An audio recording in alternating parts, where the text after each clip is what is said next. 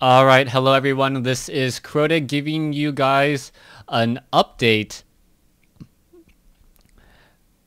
on the latest patch notes. This is going to be patch beta balance update 8 for December 5th, and I'm gonna go ahead and just talk about these patch notes. I have not read them before, so I do not know what I'm gonna read, and you're gonna see my initial reaction and my processing. So if I take a little bit of time, I apologize. I might have to break this up into multiple videos.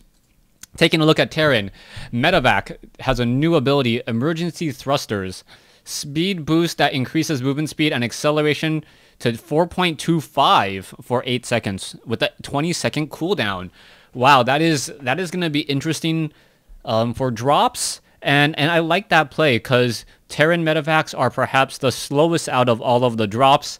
Nidus Worm obviously being much faster. Overlords also a little bit slower, but then again, Overlords are pretty much already free. And then the Warp Prism being able to unload more than its carrying capacity. Medevac Reactor upgrade is now at the Starport Tech Lab. Health restored per second 9 to 15. Wow.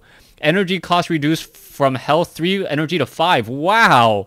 Cost increased. Okay, I totally get that. The Caduceus Reactor for the Medevacs increases health restored and decreases the energy cost. That is, oh my gosh, amazing. So you're 15 per second and also reducing the health, so it's only 3 energy to heal 15. So wow, that is a very, very important buff. Reaper base speed increased so that it is now faster than a Stalker. All right, I can see this. I can see that the Reaper is going to be a little bit better. It can now outrun a Queen, which is pretty significant. So Reaper Harass may actually come into play up until Roaches come out, when Roaches pretty much have the same range as a Reaper, deal a lot more damage, and are much beefier. Widowmine no longer hits cloaked units. All right, that's. I didn't even know that they hit cloaked units. New upgrade, Drilling Claws, decrease the burrowing time. All right, I decreased burrow time from 3 to 1. I think if they want Widow Mines to actually be used very effectively, they also need to have a faster firing rate. 40 seconds still seems very long. I know the decreasing the burrowing time, if you reduce the cooldown on the attack, then it would perhaps be a little bit stronger. I know Widow Mines are already very strong, but it's a 40-second window, guys, to shoot it. All right, now moving on to the Thor. 250mm strike cannon has been removed. All right. Thor can now switch between 2 modes, high impact payload and explosive payload. The mode shift takes 4 seconds. All right, when in high impact payload, the Thor switches to anti-air guns that has 10 range and deals 24 flat damage. Thor radius, inner radius and separation radius increased. All right, so the Thor is actually increased in size, and they also have a different type of anti-air. So this is actually going to be useful for the Thor to shoot down, say, not Tempest, because Tempest are still going to be a little bit too far out of range, and they're going to be too slow, but they're going to be able to shoot down, what, motherships, carriers, battlecruisers, Vikings, Void Rays? I don't... If the Thor is going to be an anti-air unit, I guess this is fulfilling its role better, but I don't know if I quite agree with it. I'll have to play around with it and figure out how I feel. The Viking is already such a good anti-air that why would you give Thor anti-air to almost compete with a Viking? Actually, no, the Viking actually does better damage. The Viking has 28 flat damage, or 20 damage, 28 versus armored, and this is what the high impact payload is meant for. The high impact payload is meant for armored units. I'll have to actually see if maybe if it's 24 flat damage times 2 or times, I'll have to take a look at the initial numbers. Now, Seeker Missile redesign now can fire from a range of 10. Okay, that comes out. Missile comes out and stays immobile in front of the Raven for 3 seconds while charging. then charging up, then rapidly moves. It's not dodgeable at this point. Okay?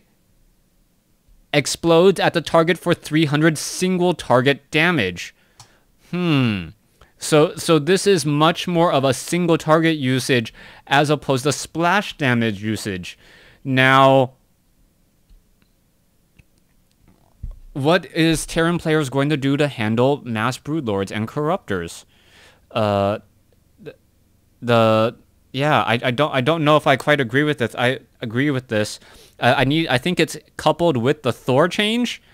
With the Thor, if the Thor has splash damage, which we don't know for sure, it doesn't explain that there, then the Thor may be the answer to Broodlord Corruptor, and now Raven is more of the answer to the single target large unit, such as Archons, such as Ultralists, those types of very, very hefty large units. Target unit lights up when red when targeted. If the unit moves 13 range out of where the Seeker Missile is, the missile fizzes. Okay, so the Seeker Missile, there's a 3-second time for when you can dodge it, and you have to move from a range 10 to a range 13. Now, that may seem like, oh my gosh, that's so difficult. A Thor, if it's at maximum range, can outrun it. That's all I gotta say there.